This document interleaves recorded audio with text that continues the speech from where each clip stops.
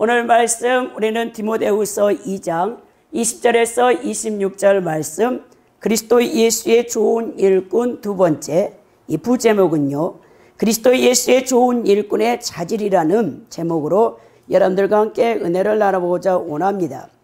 지난 설교에서 제가 여러분들에게 그리스도의 좋은 일꾼이 되기 위해서는 하나님 앞에 부끄러움 없는 일꾼이 되어야 한다고 말씀드렸습니다.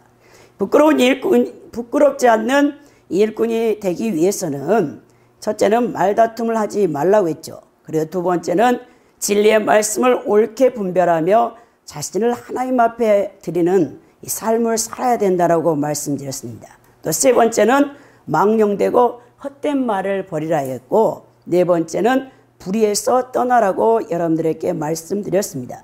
오늘은 그 이어서 그리스도 예수의 좋은 일꾼이 되기 위한 그 자질이 무엇인가를 여러분들과 함께 나눠보고자 원합니다. 오늘 바울 사도는 영적 아들인 이 디모데에게 에베소 교회의 담임 목사로 이제 사역을 감당하고 있던 디모데에게 편지를 보냈습니다. 그래서 먼저 이제 좋은 일꾼이 되기 위해서는 첫째는 이제 오늘 말씀에 보면 20절에서 21절에 깨끗한 그릇이 되라고 이제 이 디모데에게 이 권면을 하고 있는 것을 보게 됩니다. 이 그릇의 종류가 여기서 나오는데요. 바울 사도는요, 큰 집에는 금그릇이 있고 은그릇이 있고 나무 그릇이 있고 질그릇이 있다라고 오늘 여러분 말씀에서 이제 권면하는 것을 보게 되는 것이죠.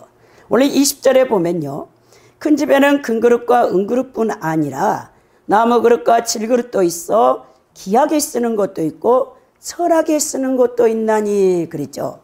자, 여러분들의 집에는 어떤 그릇이 있습니까? 여러분들의 집에 찬장을 열면 각양각색의 그릇들이 진열되어 있을 줄 압니다. 그 그릇들은 재료와 모양이 다 다양하죠. 또한 그 그릇의 용도도 여러분들이 귀한 손님이 왔을 때 내놓은 그릇과 또 이제 일상생활 가운데 여러분들이 매일 이제 식사하는 그릇이 다를 줄 압니다. 이렇듯 우리의 가정에서 쓰이는 그릇도 각기 모양과 재료에 따라 쓰임이 다르다는 것을 우리는 알 수 있죠. 마찬가지로 하나님의 나라를 위해 부름받은 성도들도 다양하게 하나님 앞에 쓰임받는다는 것을, 이것이 본문의 영적 진리라는 것을 여러분 깨달아야 되는 것입니다. 여러분들은 하나님의 사역을 위한 성도들의 이런 다양한 쓰임에 대해서 인정하고 계십니까? 이는 바울 사도가 교회에 대하여 말할 때도 사용되었던 예수 그리스도의 지체인 몸의 비유를 통해서도 알 수 있는 것이죠. 이 몸은 한 지체로 이루어지지 않았습니다. 우리에게 눈이 있고 귀가 있고 입이 있고 손과 발이 있는 것이죠. 눈이 귀하다고 해서 여러분 이 온 몸에 눈만 있으면 그 몸이 기능을 할 수가 없다는 것이죠. 그래서 여러분 몸에는 그 쓰임과 기능을 다양하게 여러분 그 기관들이 있는데요. 이 몸의 그 쓰임과 기능을 달리하는 다양한 지체가 있어서 우리의 온전한 몸이 이루어지는 것처럼 우리는 하나님 집에도 각양각색의 그릇이 있어서 그 그릇대로 하나님 앞에 쓰임을 받는다는 것을 여러분들은 기억하셔야 되겠습니다. 네, 우리는 하나님 집에 어떤 그릇이 되고자 원하는가? 대부분 여러분 존경받고 명예로운 그릇이 되고 싶어 한다는 것이죠. 예, 교회에서 가장 이제 여러분들이 빛나게 보이는 것은 저처럼 이제 목회자가 되어져서 이 강대상에서 설교를 하는 이제 그런 그릇으로 여러분들이 이 쓰임받고자 원할 줄 압니다. 쉽게 말하면 금그릇이 다 되고 싶어 한다는 것이죠. 교회의 직분으로 말하면 여러분들이 어떤 부서의 장이 되고 싶어 할 수도 있겠습니다. 그에 반해 교회에서 이 봉사하는 직분, 곧 질그릇은 되고 싶지 않다는 것이죠. 이는 금그릇이 질그릇보다 우월하다고 생각하기 때문에 그렇습니다. 그러나 이것은 지극히 잘못된 생각이라는 것이죠. 우리는 흔히 생각할 때 금그릇이면 다 좋을 것이라고 생각합니다. 그러나 그렇지 않습니다. 여러분 음식이나 어떤 물건을 그릇에 담을 때 금그릇에 담았을 때 빛이 나는 음식이 있는가 하면 여러분 우리가 고급 한정식 집에 가보면요. 다 질그릇으로 여러분 그릇이 나와요. 거기다가 음식을 담으면요. 맛도 좋고 또 색깔도 보기 좋아서 여러분 정말 이 진미성찬이 되는 것이죠. 아무리 금그릇이 좋다고 해도 그 그릇에 맞지 않는 음식이나 물건을 닿으면 오히려 음식의 맛을 상실하거나 볼품이 없게 된다는 것입니다. 그리고 여러분 금그릇이나 은그릇은 1년에 한두 차례밖에 사용되지 않죠. 여러분들이 매일 아침, 점심, 저녁을 담아 먹는 밥그릇과 국그릇은 보잘것이 없지만 매일같이 쓰임받는 그릇이라는 것도 여러분들은 기억해야 되는 거예요. 때문에 큰 집에는 각각에 알맞은 다양한 그릇이 있다라고 오늘 이 바울 사도는 디모데에게 말씀하고 있는데요. 마찬가지로 하나님도 당신의 뜻에 따라 각각에 맞는 그릇을 하나님 집에 두시며 사용하는 것입니다. 우리가 20절에서 26절을 계속적으로 살펴보면요. 복음 사역자가 갖춰야 될 덕목에 대한 내용으로 가장 중요한 것이 무엇인가? 성결과 온유에 대한 권면이 나와 있는 것을 보게 됩니다. 오늘 바울 사도는 이 큰 집에 금그릇과 은그릇과 있는 것이 아니라 나무 그릇과 질그릇도 있어서 어떤 것은 귀하게 쓰이고 어떤 것은 천하게 쓰인다. 그것은 곧 하나님의 주권 아래에 있다라고 말씀하고 있는 것을 보게 되는 것입니다. 오늘 이렇게 바울 사도의 큰 집은요. 하나님 나라, 더 나아가 하나님의 교회라고 보는 것이 합당한데요. 하나님의 견고한 터인 교회에는 다양한 사역자들이 존재하는데 그들 가운데는 금그릇과 은그릇에 비교할 만한 이들이 있는가 하면 또한 나무그릇과 질그릇에 비견할 만한 이들도 있다는 의미죠. 그래서 우리 하나님께서 로마서 9장 21절 22절에 바울 사도가 하나님의 주권에 대해서 얘기하면서요. 토기장이 비유가 나옵니다. 토기장이가 진흙 한 그릇 한 덩어리를 가져다가 그릇을 빚이는데요. 어떤 것은 귀하게 쓸 그릇을 빚어 놓는가 하면 어떤 것은 천하게 쓸 그릇으로 이 만들 권이 없겠느냐 하면서 만일 하나님이 그 진노를 보이시고 그 능력을 알게 하고자 하시기로 말하기로 준비된 그릇의 이 진노의 그릇을 오래 참으심으로 간용하시고 라는 말씀을 썼는데요. 그러니까 기 쓰는 그릇이란 하나님이 영광받기로 준비된 이 긍휼의 그릇이고 또 천히 쓰는 그릇이란 멸하시기로 준비된 진노의 그릇이라는 이 뜻이 아니라 하나님의 그 교회 안에서 각양각색대로 우리 하나님께서 이 쓰임받는 이 귀한 그릇에 대해서 말씀하고 있는 것입니다. 근데 가장 중요한 것은 이 그릇의 종류가 중요한 게 아니에요. 재질이 중요한 게 아니에요. 오늘 바울 사도가 21절에 그러므로 누구든지 이런 것에서 자기를 깨끗하게 하면 기 쓰는 그릇이 되어 거룩하고 주인의 쓰심에 합당하며 모든 선한 일에 준비함이 되리라 그랬죠. 가장 중요한 것은 무엇이냐? 이 깨끗해야 된다. 정결한 그릇이 돼야 된다. 여러분들이 음식을 먹고 난 다음에 반드시 뭘 합니까? 설거지를 해놓죠.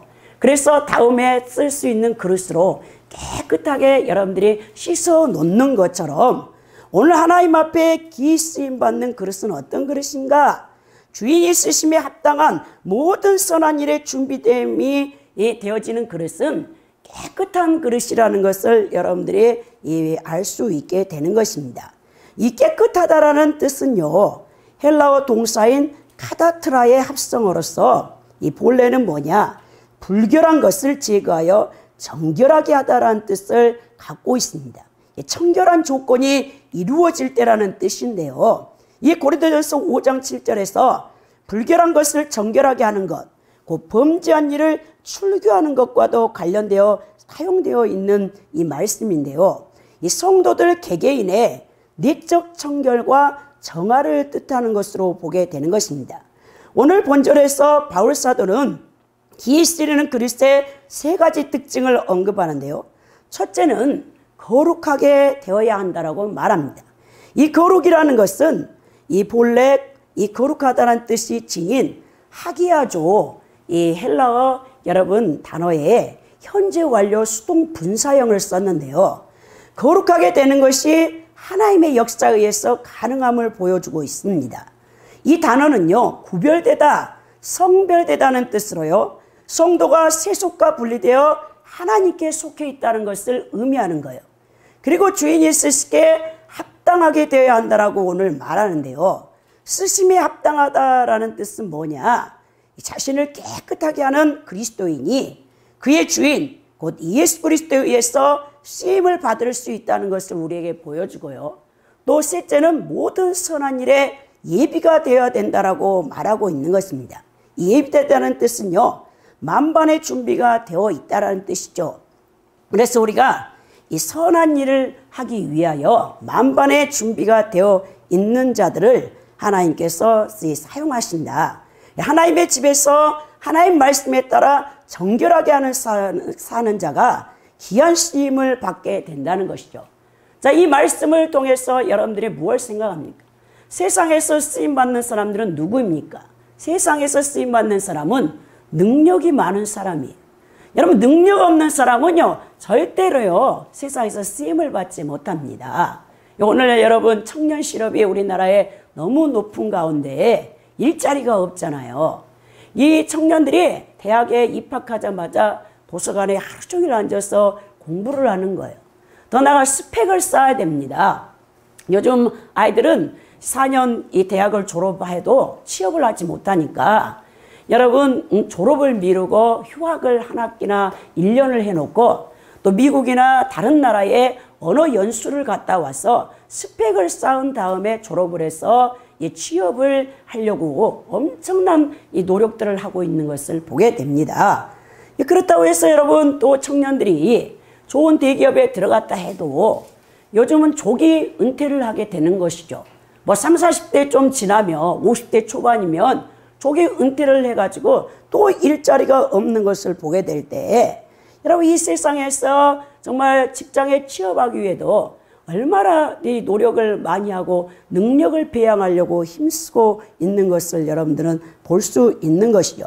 그러나 여러분, 하나님의 집에서, 하나님 교회에서는요, 여러분, 능력과 은사보다 더 중요한 게 있는데요. 그게 뭐냐면 곧 사람의 정결함입니다. 성화되어져야 된다는 것이죠. 세상과 타협하지 않고 거짓 교훈에 물들지 않고 오직 하나님의 말씀만으로 인생을 사는 사람을 하나님은 귀하게 들어 사용한다는 것이죠. 그러므로 성도 여러분, 우리가 하나님 앞에 귀한 쓰임을 받기를 위해서 여러분들이 준비해야 될 것이 무엇입니까? 능력과 은사가 아니라는 거예요.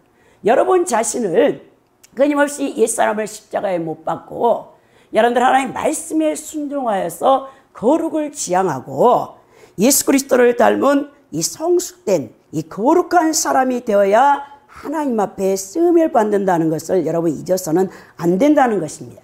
여러분, 능력과 은사는요, 겉으로 드러나요.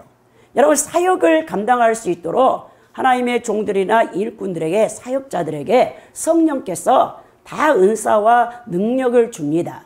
이것은 여러분, 우리가 사역할 때 겉으로 드러나지만 우리 안에 내면적인 정결함, 이 성화는요, 눈에 보이지 않습니다. 그래서 여러분들이 능력이 많이 나타나는 종들이나 은사를 강하게 행한 종들의 겉모습만 볼 것이 아니라 저들이 진실로 예수 그리스도의 성품, 거룩과 진리와 사랑의 성품을 갖고 있는가, 내면적으로 성화가 얼마큼 되어졌는가, 우리가 그것을 볼 수 있는 영적인 눈이 열려져야 된다는 거예요. 이 성도가 기쓰임 받는 조건은 능력이 아닌 정결함이라는 것을 여러분들이 잊어서는 안 되겠습니다. 그래서 생각이 거룩하고 마음이 청결하고 언어가 깨끗하고 행동이 거룩해야 된다는 것이죠. 우리가 여러분 구원론에서 성화론에 가보면요, 그 성화의 3단계가 있잖아요. 첫 번째가 겁이 정한 거예요. 여러분, 겉으로 드러나는 모든 거칠고 여러분 투박한 옛사람의 그 모습들이 제거되어지는 1단계가 겁이 정화예요. 두 번째가 여러분 내면의 정화를 상징하고 있는 여러분 진덕명화라는 게 있어요. 여러분들의 영혼과 이 속마음이 정결해지는 과정이고, 더 나아가서 많은 여러분 이제 성숙된 이 그리스도인들이 추구했던 신인 합일의 단계를 추구하는 것을 보게 되는 것입니다. 그래서 예수님께서 마태복음 15장 18절에서 20절에 입에서 나오는 것들은 마음에서 나오는 것이니 이것이야말로 사람을 더럽게 하느니라. 마음에서 나오는 것은 악한 생각과 살인과 간음과 음란과 도둑질과 거짓 증언과 비방이니 이런 것들이 사람을 더럽게 하는 것이요 씻지 않는 손으로 먹는 것은 사람을 더럽게 하지 못하니라 라고 말씀했죠. 왜냐? 이 바리새인들과 이 서기관들이 봤을 때 예수님과 예수님의 제자들이 그 당시에 정결례 예법에 따라서 반드시 음식을 먹을 때는 손을 씻어야 되는데 손을 씻지 않고 먹는 거예요. 그러니까 예수님 보고 율법을 어기는 자라 하면서 이것은 완전 율법 파괴자로 정지하며 따라다니면서 예수님을 사역을 방해했던 것을 보게 되는데요. 오늘 예수님이 뭐라 합니까? 사람이 이 손을 씻지 않고 먹는 이 음식은 그냥 다 소화되어져서 밖으로 나갈 뿐이다. 그래 진실로 사람을 더럽게 하는 것은 무엇이냐? 네 마음속에서 나오는 그 더러운 생각으로부터 더러운 마음으로부터 나오는 그 악한 생각, 간음, 또 도둑질, 증언 이런 것들이 참으로 너의 영혼육을 더럽게 한다라고 우리에게 말씀하는 것을 보게 되는 것입니다. 그래서 바울 사도가 빌립보서 4장 8절에 정말로 형제들아 무엇에든지 참되며 무엇에든지 경건하며 무엇에든지 옳으며 무엇에든지 정결하며 무엇에든지 사랑할 만하며 무엇에든지 칭찬할 만하며 무슨 덕이 있든지 무슨 기름이 있든지 이것들을 생각하라고 빌립보 4장 8절에 말씀하고 있고요. 야고보서 4장 8절에서는 하나님을 가까이 하라. 그리하면 너희를 가까이 하시리라. 죄인들아 손을 깨끗이 하라. 두 마음을 품은 자들아 마음을 성결하게 하라라고 우리에게 권면하는 것을 보게 되는 것입니다. 하나님 앞에 쓰임받기 위해서는 부단히도 여러분들은 이 성화의 과정에서 여러분들을 정화시키는 그 일에 여러분 성령님과 연합해서 여러분들이 결단하고 노력하는 가운데 나가야 되는 것이죠. 오늘 두 번째 보면요. 22절에서 26절에 예수 그리스도의 좋은 일꾼이 되기 위한 자질이 무엇이냐? 의와 믿음과 사랑과 화평을 따르라라고 이 바울 사도는 이 디모데에게 권면합니다. 바울 사도는 디모데에게 개인에게 직접적으로 교훈을 하고 있는데요. 바울 사도는 이 한편으로는 피하라라는 부정적인 방식을 진술하고요. 다른 한편으로는 쫓으라라는 긍정적인 방식을 진술하고 있는데요. 오늘 이 피하라 또 쫓으라 이것은요. 각각 무슨 뜻을 갖고 있냐면 이 추적하다라는 뜻을 지닌 이 디오고의 현재 명령형으로는요. 한편으로는 계속해서 피하고 다른 한편으로는 계속해서 쫓아야 함을 의미하고 있습니다. 그렇다면 우선 디모데가 피해야 될 것이 무엇입니까? 바울은요. 디모데가 피해야 될 것이 무엇이냐? 청년의 정욕을 언급하고 있는 것을 보게 됩니다. 이 청년의 정욕으로 번역된 헬라어 단어가요. 네오테리카스 에피디미아스예요. 이게 무슨 뜻이냐면요. 바로 그 청년의 그 정욕이란 뜻인데요. 그 당시에 모든 청년들이 보편적으로 잘 알려져 있었던 이 욕구를 뜻하는데 여기서 바울 사도는 성적 욕구를 얘기하고 있는 것입니다. 여러분 성적 욕구가요. 이 남자분들에게는 굉장히 강하다는 것을 여러분 알 것입니다. 이 어떤 사람들이 그러더라고요. 어떤 젊은 남자 집사님이 자신은 이 정욕 가운데 이 성적 욕구가 가장 강하고 그 다음에 돈이 또 강하고 그 다음에 또 권력이 자기에게 강하다, 명예욕이 있다 이렇게 이 순서를 먹이는 것을 보았는데 여러분 여기 다 앉아 계시지만 다 다를 거예요. 어떤 사람은 돈이 가장 우선일 수도 있고 어떤 사람은 명예와 권력이 가장 우선순위일 수 있어요. 그러나 공통적인 것은 다 성적 욕망이 그 안에 들어가 있다라고 볼 수 있는데요. 여러분 그렇습니다. 오늘 여러분 신앙의 이 생활하는데 가장 장애 요소를 일으키는 특히 이 남성 목회자에게 바울이 가장 디모데가 젊은 여러분 목회자거든요. 에베소 교회를 담당하고 있는 담임 목사로서 그 아름다운 자매들도 많이 있겠죠. 응? 그러니까는 가장 이제 디모데에게 조심해야 될 이 청년의 정욕을 피하라고 강력하게 권면하는데요. 오늘 22절에 보면요. 정욕을 피하고 의와 믿음과 사랑과 화평을 따라야 된다고 말합니다. 바울 사도는 이 청년의 정욕을 조심하라고 하는데요. 적극적으로 이 청년의 정욕을 피하는 것은 소극적인 권면이지만 적극적으로는 어떻게 되냐?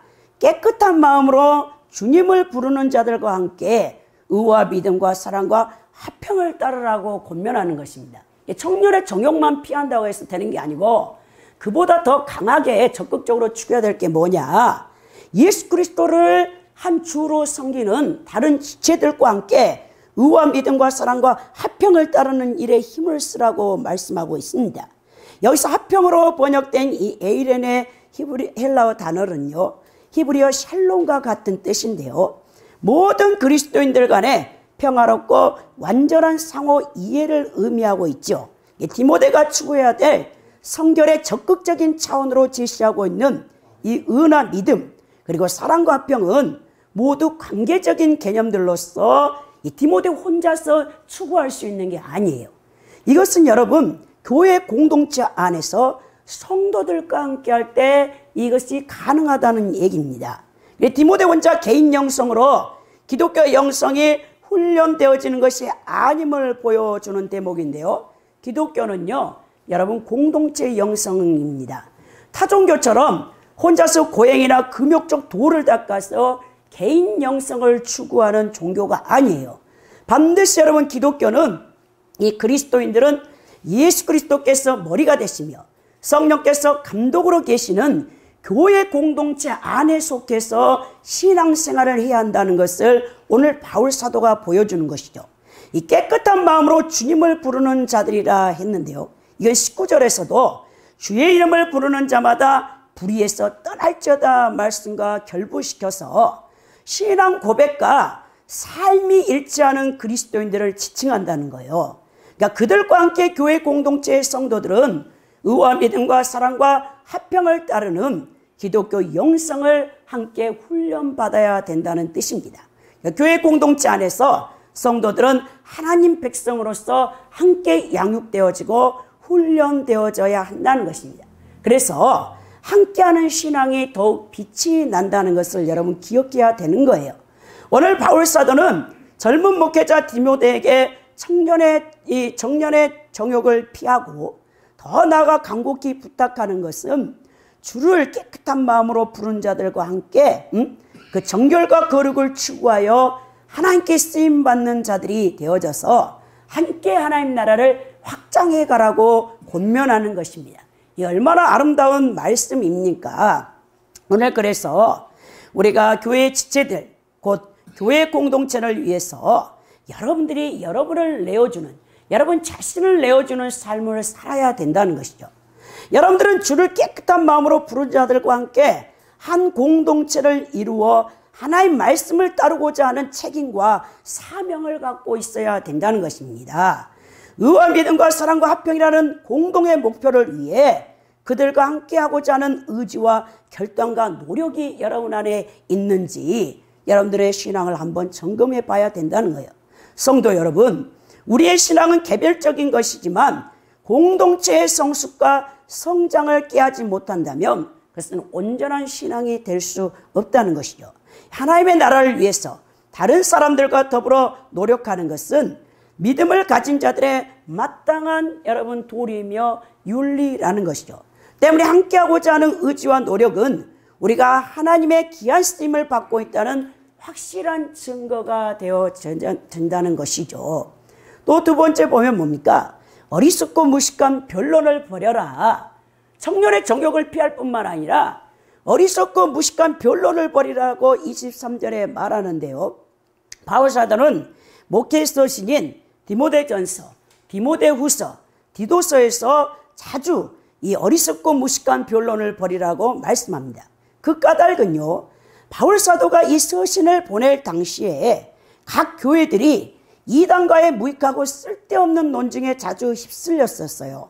목회 서신의 1차적 수신자로서 각 교회들을 지도하고 있는 이 디모데와 디도에게 이에 대한 목회 지침을 제시하기 위해서 이 목회 서신을 기록했던 것을 보게 되는데, 오늘 본문에서는 어리석고 무식한 변론을 여러분 왜 버려야 되냐? 거기서 다툼이 일어나기 때문이라고 말한 겁니다. 거룩한 그리스도의 몸된 교회가 여러분 분열되기 때문에 그렇다는 것이죠. 이 어리석고로 번역된 이 헬라어 단어가 모라스인데요. 이 모라스란 뜻은 본래 둔한, 지각이 없는, 무식한이라는 뜻이에요. 그러니까 이것은 뭐냐? 훈련되지 않는, 여러분 교육되지 않았다는 뜻을 갖고 있는데요. 그러므로 어리석고 무식한 변론이란 지각이 없고 훈련되지 않는 질문이란 논쟁이란 뜻이며, 이것이 교회 내 다툼과 분쟁으로 이어지는 것은 너무나 당연한 현상인 것을 볼 수 있습니다. 이 숙달되지 못한 정신에서 나오는 어설픈 여러분 사색은 결코 교회의 덕을 끼치지 못하기 때문에 바울이 디모데에게 이에 휘말리지 말 것을 명령하는 것은 교회의 덕을 1차적으로 염두에 두었던 그 이유 때문입니다. 제가 여기서 마을버스를 타고 쭉 가는데요. 한 5살이나 된 이제 예쁜 여자아이가 유아죠, 유아가 할머니 손을 잡고 이 마을버스에 올라타는 거예요.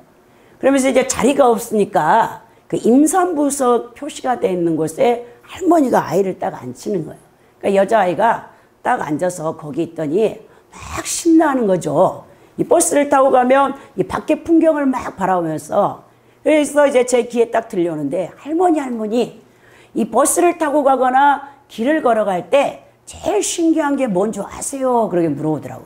그러더니 이 아이가 하는 말이, 그거는 간판에 쓰여진 글이나 그림을 보는 거예요. 그러더라고.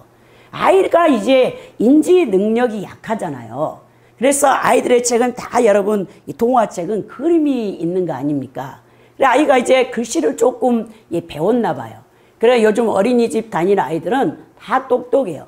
초등학교 들어가기 전에 다 여러분 이제 이 우리나라 한글을 다 여러분 벌써 습득하고 들어가기 때문에 아이가 간판에 써진 것을 한자 한자 읽으면서 신나는 거예요.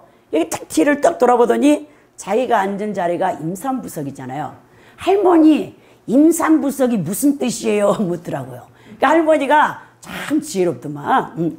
아이 가진 엄마가 이 앉는 자리란다 그래. 그러니까 이제 아이가 알아듣고, 아 여기가 그림에 또 딱 나와 있잖아. 엄마 배가 이렇게 막 불러가지고 이게 분홍색으로, 거기는 아무도 앉으면 안 되잖아요. 아이 가진 엄마가 앉아야 되는데 자기가 앉으니까 좀 미안했나 봐, 이 5살짜리가. 그러면서 아이가 이런 할머니의 그 지혜로운 말을 듣고 금방 깨달더라고요.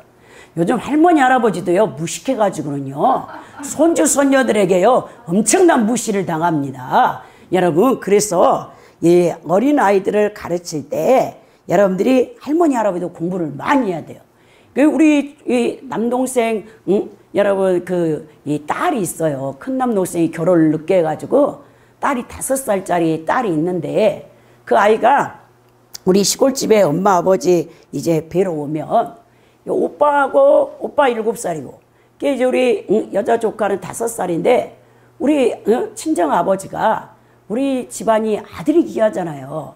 딸 6 낳고 이 큰아들을 낳았으니 금지옥엽이야 길렀는데, 그 큰아들이 결혼해갖고 이 장손을 넣으니까 얼마나 그 손주가 이쁜지 그 여자 조카하고 차별을 하는 거예요. 그래가지고 오면은 남자 우리 장손인 그 손주에게는 5만 원짜리 심사임당을 딱 돈으로 주고, 이 여자 조카애한테는 1만 원짜리 몇 개를 주는 거예요.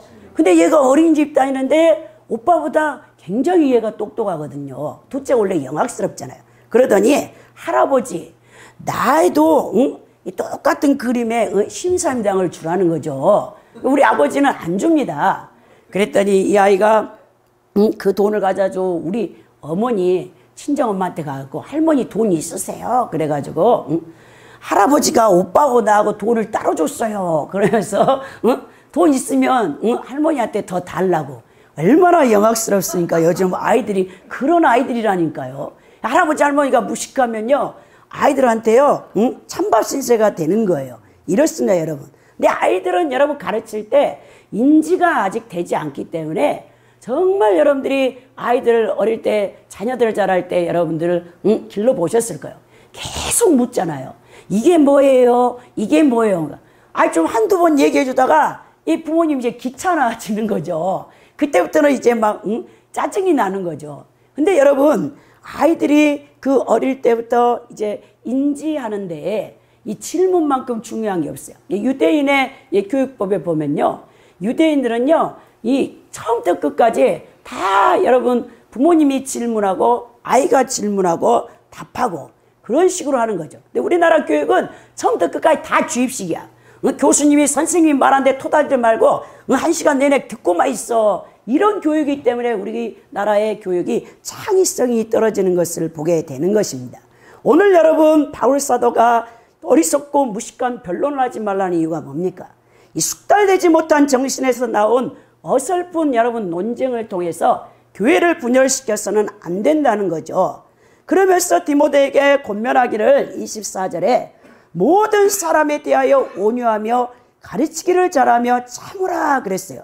24절에 보면 주의 종은 마땅히 다투지 아니하고 모든 사람에 대하여 온유하며 가르치기를 잘하며 참으며 그랬죠.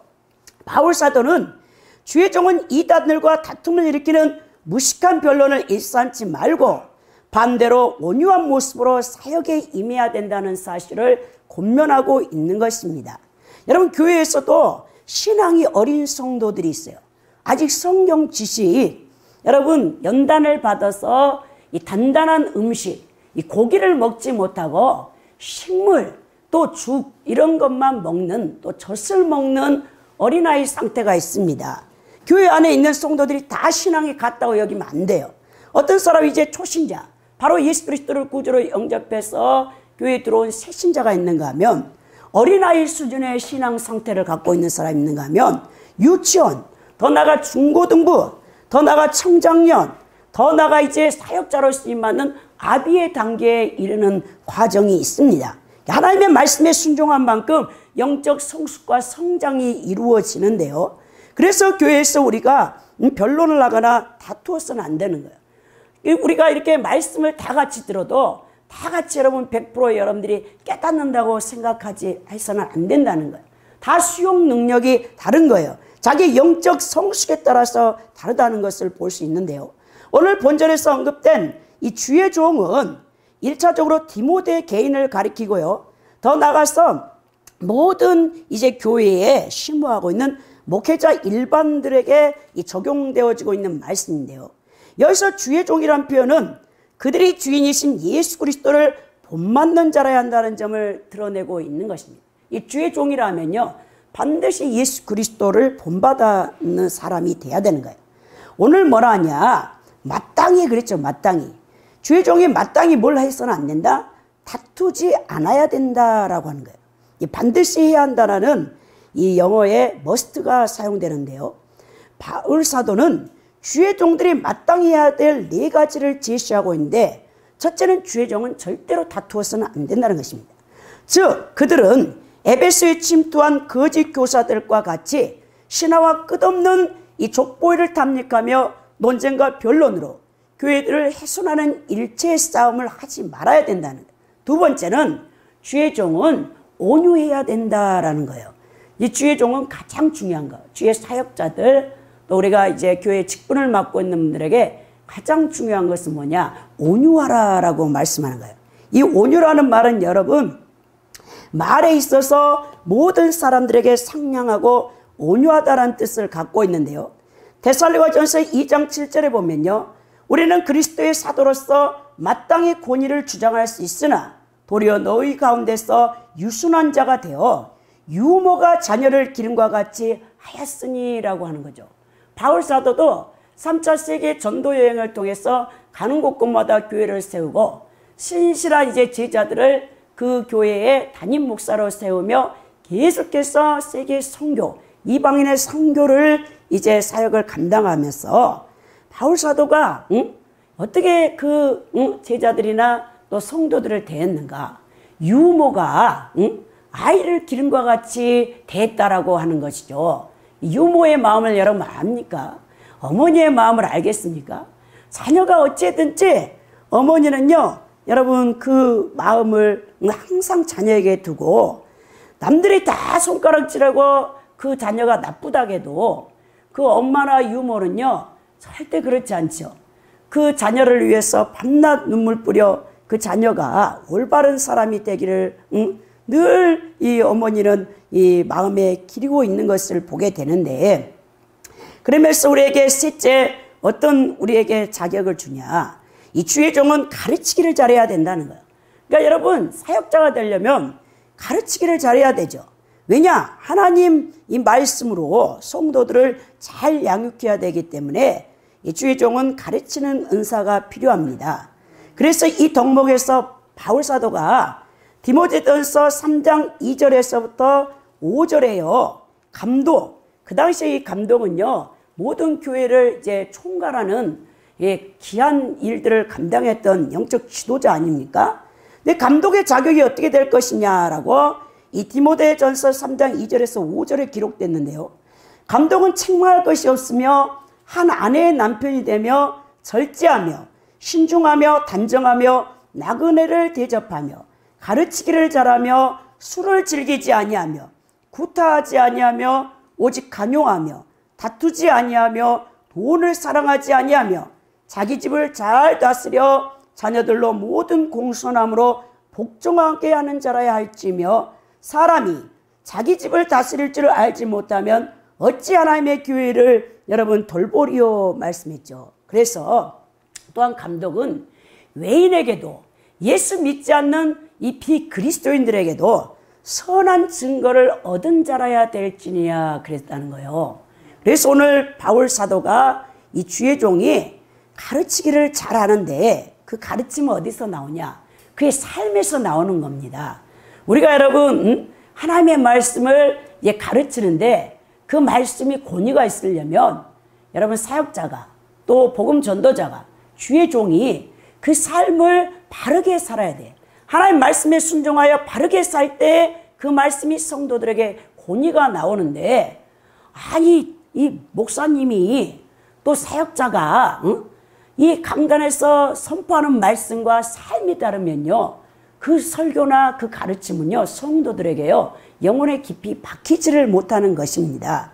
그래서 항상 그게 중요한 거죠. 삶이 중요하다. 넷째, 이제 주의 종은 잘 참을 줄 알아야 된다라고 말하는데요, 인내의 중요성을 말합니다. 여러분 우리 인생도 가장 중요한 게 인내하는 것이죠.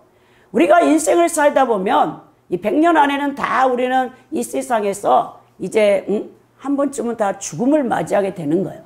네, 짧다 하면 짧고 길다 하면 긴 게 우리의 인생인데요.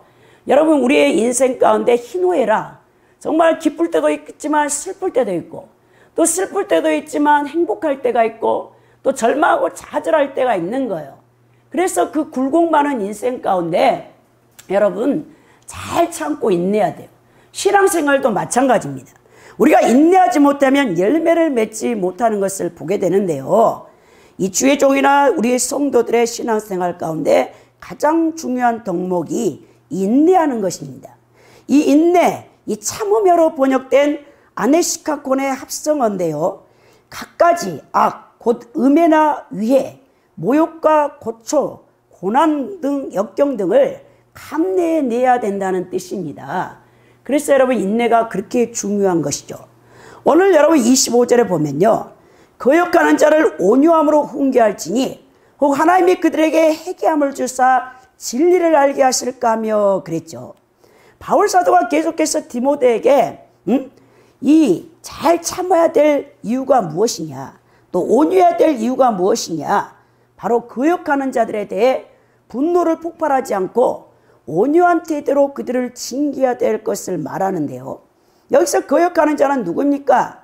이 거역하다는 뜻은요, 안티 우리 안티 크리스찬들이 있잖아요. 기독교가 하는 일은 다 반대하고 막 댓글 달아서 개독교라고 올리는 그런 잘못된 사람들이 있는데요, 그 반대자들, 그들은 스스로를 거역하는 자들이고 잘못 영향을 입은 자들이라는 뜻을 갖고 있는데요. 이 어리석고 무식한 변론에 탐닉하는 자들, 곧 거짓 교사들을 바울 사도는 여기서 거역하는 자들이라고 말씀하고 있습니다. 그런데 바울은요, 디모데에게 이들을 온유함으로 징계하라고 권면하는데, 이 징계하다라는 뜻이요, 훈련하다, 교육하다라는 뜻을 갖고 있어요. 계속해서 그들을 여러분 훈계하면서 교육하라는 것이죠. 여기서 이 언급된 이 징계가 무엇이냐? 여러분, 이것은 지도하다, 교정하다는 뜻이에요. 우리가요, 다 신앙의 틀이 다릅니다. 여러분들이 다 신앙의 틀이 같을 것 같아도 달라요. 저는요, 영산 신학을 다닐 때 3학년 때 이제 편입해온 우리 학우 한 분이 있었어요. 그분은요, 온강대 학생회장이셨어요. 굉장히 머리가 뛰어납니다. 아주 이 머리 IQ가 뛰어나고 그런 분인데, 이분이 이제 온강대학교에 전체 학생회장을 하면서 뭘 했냐면, 여름방학 때 지리산에 빨치산 공산주의 사상에 물들어가지고 자기 동지들과 함께 여러분 그 지리산에 들어가서 그 빨치산 훈련을 받은 거예요. 그러니까 이분이 40대 이제 초반이 돼서 크리스찬 계속 이제 2대째 믿는 이 신실한 아내를 만나서 기독교인이 됐어요. 근데 그분이 이제 한신교회 이중표 목사님, 별세신학 알잖아요. 기장측에 그 교회를 다니면서 거기서 11조를 제일 많이 했던 집사님이었어요. 그래서 이제 한신교회 이중표 목사님이 어느 날 불러서 그 집사님이 그랬어요. 김집사는 우리의 그 기장측의 영성이 아닌 것 같아 그랬다. 그래서 순복음으로 가라겠대. 왜? 부인이 원래 순복음 이제 출신이거든요.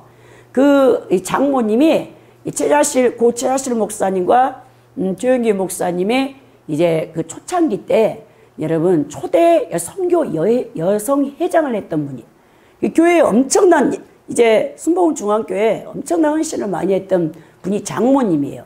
근데 이제 그분이 어느 날 술을 먹고 곤드레만드레하고 집에 왔는데 장모님하고 그 이 순복음의 구역장들이 몇 명이 딱 포지션하고 있는 거예요. 그래가지고 들어오자마자 이 남자 집사님을 들어 엎어가지고 다 손을 얹고 기도하니까 이분이 예수님을 믿지도 않는데 방언이 터진 거예요. 그래가지고 아주 격렬한 성령 체험을 해가지고 이 기장측에서 이 찬양만 하면 몸이 막 덜덜덜 떨리니까 이게 용납이 안 되는 거죠, 여러분. 그래가지고 이중표 목사님 불러가지고 순복음으로 가라고. 그래가지고 우리 영산신학에 3학년으로 편입해 들어왔는데, 이분의 특징이 뭐냐? 이 예수님을 믿고 성령을 받았는데도 공산주의 사상이 머리에 틀에 박혀 있는 거예요. 사상이 영에 잡혀 있는 겁니다. 그래가지고 이제 우리 채플 시간이나 우리 이제 기도 훈련 시간에 목사님들, 기라성 같은 조영기 목사님의 제자들 1만 명 이상을 목회하는 이 제자들이 오셔서 이제 말씀을 선포하잖아요.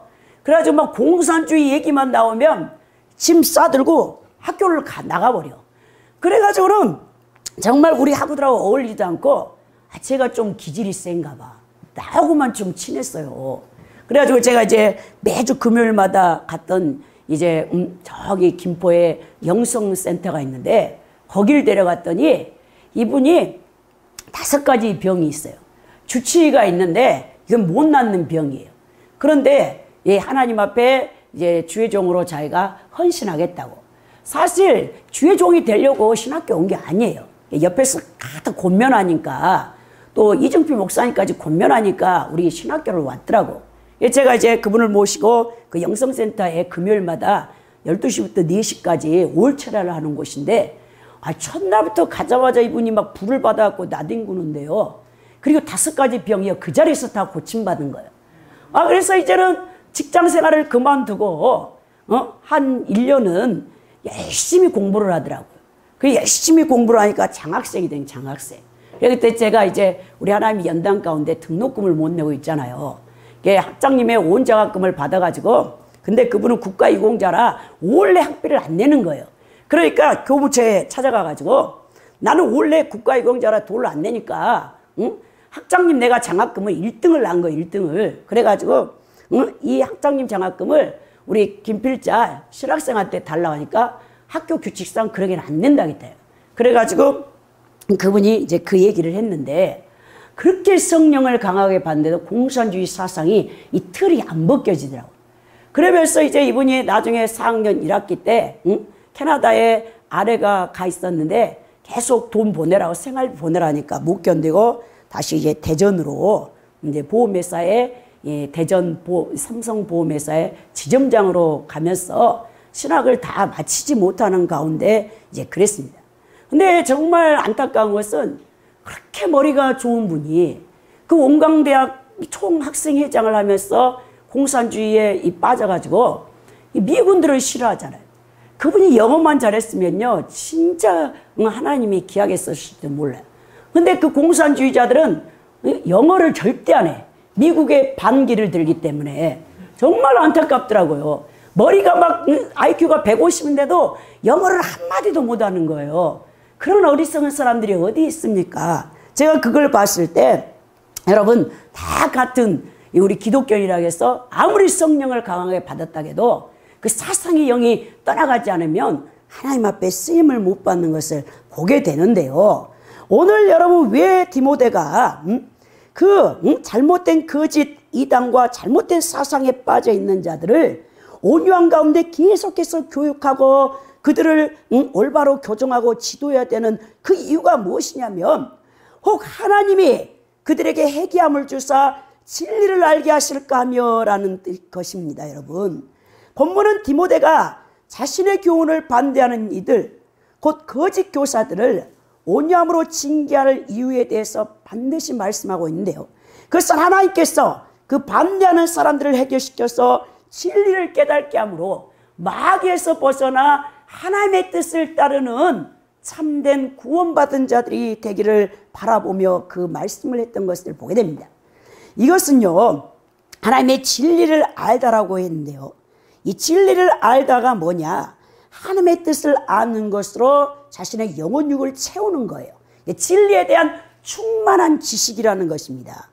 그럼에도 불구하고 여러분 우리 바울사도가 우리에게 끝까지 우리가 그 사람을 끝까지 인내하고 가르치고 여러분 지도한다 할지라도 그 사람이 올바로 돌아오는가 돌아오지 않는가는 우리의 몫이 아니에요. 그건 하나님의 손에 달려 있습니다. 하나님 주권 여하에 있는 것을 보게 되는 것입니다. 우리는 그냥 불쌍히 여길 뿐이죠. 영적 지도자는 온유함과 인내로 진리가 진리됨을 밝히 드러내야 한다는 것이죠. 오늘 24절 25절에서 계속 반복되는 이 단어가요 바로 그렇지 않습니까? 이 영적 지도자가 갖춰야 될 가장 핵심적인 덕목으로 온유함과 인내라는 거예요. 영적 지도자는 거짓 교훈을 묵인해서는 절대 안 됩니다. 즉 거짓 교훈에 물든 자들과 거짓 교훈을 퍼뜨리는 자들에 대해서 진리에 근거하여 엄중히 다스려야 되는 거예요. 그러나 그러할 때라도 영적 지도자에게는 온유함과 인내가 필요합니다. 한 영혼이라도 포기하지 않고 사랑하여 진리에 바로 서기를 바라는 이 마음에서 이 온유와 인내가 우리가 있어야 되는 것이죠. 이런 마음의 소유자는요 조급하거나 성급하지 않아요. 사람을 대할 때 또 성도들을 대할 때 누구를 대할 때 특히 여러분들은 가족에 대할 때 조급하거나 여러분들이 서둘러서는 안 됩니다. 예수 믿지 않는 가족들 보면 막 가슴이 미어지잖아요.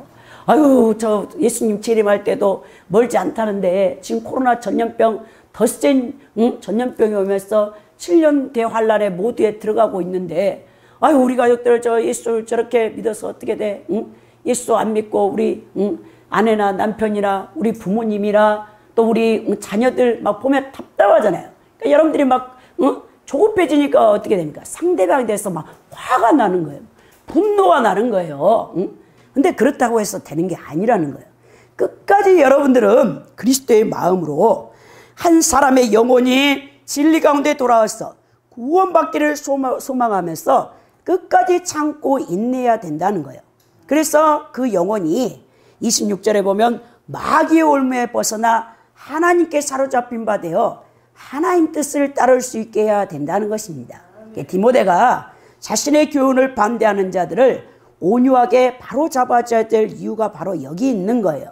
그 영혼을 마귀로부터 건져내기 위함이죠. 저희로 깨어 번역된 이 아나넵소신이라는 헬라어 단어는요, 정신을 차리다, 근신하다라는 뜻인데요. 이 정신이 맑게 해주어 그 결과 양심을 마비시키며 감각을 혼돈시키며 이성을 마비시켰던 사탄의 올무에서 벗어나게 해주는 것입니다. 여러분, 영적 지도자들은 영적 전쟁에 능해야 돼요. 제가 에디 머피 박사님의 책 영적 전쟁 핸드북이라는 책을 읽었어요. 제가 그동안 가장 관심 갖는 부분이 뭐냐면 영적 전쟁이에요. 왜? 그 부분에서 제가 부름받았기 때문에 그렇습니다. 그래서 이제 많은 외국 목사님들의 영적 전쟁의 책을 많이 읽었어요. 근데 이제 영적 전쟁 핸드북이라는 책은 참 잘 되어 있더라고요. 여러 목사님들이 오랜 동안 영적 전쟁, 축기 사역도 여러 이 정신질환자들, 또 다중인격자들, 우울증 환자들을 이제 케어하면서 그들이 겪었던 경험담들과 영적 전쟁을 어떻게 수행해야 되는가를 잘 기록해낸 책인데요. 거기서 한 부분이 제게 가장 마음에 와 닿는 것은 이 어니스트 녹스타드 목사님, 이 미국의 침례교회 목사님인데요. 일찍이 그분은 여러분 축사 사역을 했던 것을 보게 되는데, 여러분 이 어니스트 녹스타드 목사님이 4년을 넘게 이 잔이라는 여러분 이 선교사 목회자의 5번째 딸로 태어난 이 자매를 케어하는 내용이 나왔어요. 근데 이 자매가 어떤 사람이냐면 다중인격자입니다. 여러분, 다중인격자는 심리학 용어인데요. 사실 이 다중인격자는 한 사람이 둘 이상의 인격을 가지고 있는 거예요. 정체성 결여 문제로 자신이 누구인가에 대해 혼란스러워하며 때로는 자신을 다수의 인격으로 경험하는 이 장애를 가진 자인데요. 해리성 정체 장애라고 부릅니다. 제가 2016년에 M. 나이트 샤말란 감독의 23 아이덴티티라는 영화를 봤어요. 거기서 이 다중인격자, 이 정신병자가 살인마가 나오는데요. 이 사람은요, 예술을 하는 그림을 그리는 사람인데요. 또 한편으로는요, 제24의 인격이 있어요. 가장 강력한 그 24의 인격은 괴물이에요, 괴물. 이 살인마입니다. 이 3명의 소녀들을 납치해가지고 그들을 감금시켜 놓고 여자로 분장을 해서 나타나고 9살짜리 소년으로 해서 나타나고, 그리고 막 이 분노 폭파하는 이 괴물 같은 이 모습으로 그 사람을 다 갈겨 찢어 죽여요. 2명의 여러분 이 여자들을, 이 청년들을 이제 납치해가지고 그 분노가 일어날 때 그 2명을 다 갈기갈기 찢어 죽이는 이런 해리성 장애, 여러분 이 정체성을 가진 제가 그 영화를 봤는데, 이 어니스트 녹스타드 목사님이 여기서 175개의 인격으로 나누어진 잔이라는 자매를 케어하는데요. 이거 정말 웃을 일이 아니에요, 여러분. 근데 이 인격이 나타날 때마다 다른 인격은 기억을 하지 못하는 거예요. 여러분들이 목회 현장에서 이런 사람들을 만날 수 있어요. 근데 이 깨어진 인격을 예수 그리스도를 통해서 하나의 인격으로 만드는 과정이 4년이 넘게 걸리는데 그것도 완전해지지 않는 것입니다. 근데 이 자매가, 잔이란 자매가 왜 이런 현상이 나오냐면, 이 부모님이 어릴 때부터 선교사로서 타 문화권에 가 있고, 다른 형제들은 다 여러분 활달한 성격인데 얘는 소심했어요. 부모한테 한 번도 반항한 적이 없어요. 근데 20대 지나니까 그 인격이 175개로 갈라지면서 완전히 여러분 막 분노 폭파, 모든 걸 다 때려붓고 부모가 케어할 수가 없는 가운데서 이 어니스트 녹스타드 목사님한테 맡겨지는데요. 여러분, 이 해리성 정체 장애가 나타나는 이유는요, 소화기 학대나 외상 경험과 연관되어 있으며 신체적 성적 학대가 가장 흔하게 보고되는 아동기 외상으로 나타난다는 거예요. 그래서 여러분들이 자녀들을 어릴 때, 그리고 여러분들의 손주 손녀들을 이 유아 때, 영유아 때, 그리고 여러분 아동기 때 잘 케어하지 않으면요, 이 자라나서요, 얘네들이요 엄청난 사회 해를 일으키는 여러분 정신병을 가지고 이 사람을 죽일 수 있는 살인마가 될 수 있다는 것을 여러분 기억해야 된다는 것입니다. 이 다중인격과 정신질환자들 여러분 굉장히 다루기 힘든 거예요. 근데 여러분 이런 사람들을 다루기 위해서는 여러분들이 능수능란하지 아니하면 이 목회 현장에서 또 귀신 들린 사람도 마찬가지예요. 내적 치유가 함께 일어나는데요. 어릴 때부터 여러분 자라온 환경에서 부모로부터 또 친구들의 관계에서 뭐 학교 왕따 뭐 폭력을 당했다든지 또 선생님에게 멸시를 당했다든지 이런 것들이 다 안에 잠재되어져서요. 어릴 때는 안 나타나요. 자기 힘이 약할 때. 근데 빨리 나타나면 사춘기 때 반항하러 나오고 그것도 이제 넘어가면은 여러분들이 이제 청장년 때 나타나든지 그것도 여러분 조용히 있다가 오춘기라고 하죠. 여러분 50살이 넘어가지고 막 반항하는 사람들이 있는데요. 이런 모든 현상이요. 다 여러분 이 어릴 때 자라난 환경 가운데서 외상 스트레스 그것이 다 상처로 있기 때문에 그렇습니다. 이 귀신 들린 영혼들을 케어한다는 것은 가장 중요한 것은 가족들이 포기해서는 안 돼요.